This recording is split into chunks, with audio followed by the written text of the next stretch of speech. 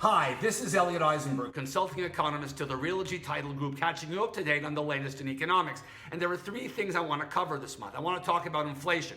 We're not going to get any serious inflation. The Fed's not going to go anywhere. Don't worry about it. This is good news, and here's why. But we are going to get some inflation. There's no question. In the short run, we're going to get inflation for two reasons. The first, a lot of stimulus came in. There was $900 billion of stimulus signed last December that's coursing through the economy. That's almost done.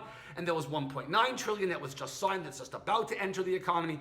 You can't have that much money running through our economy, that's 15% of GDP, without causing some inflation. But it's temporary because the money comes and then it goes away. The other reason we're going to get inflation is something economists call base effects. If you compare prices today, which are kind of normal, to the prices we saw last March, April, May, when the economy was in lockdown for much of that time, prices then were much lower. If you compare the year-over-year prices, they're much higher now.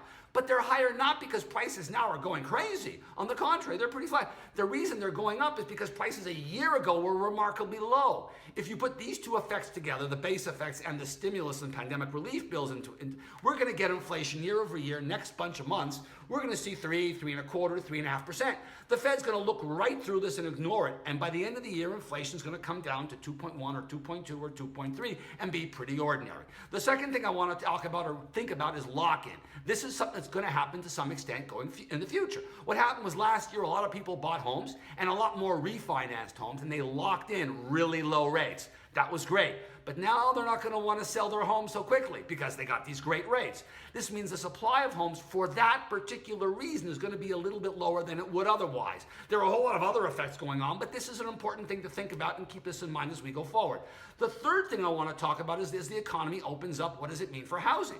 And I don't think it means anything bad at all. People are afraid, we're going to start to spend so much on tourism and sightseeing and going to hotels and restaurants that we're not going to have money left to buy houses. I just don't buy it. First, there's $2 trillion of excess savings because of all the stimulus money that's been saved and travel we haven't done and so on and so forth. Secondly, credit's going to become more available. Demographically, there's a tremendous demand for housing because of people who are aging into home buying. You put all this together, there's going to be enough money for people to buy houses and enough money for them to spend much more on services than before. 2021 will be a very good year for home sales. That's it for now. See you next month.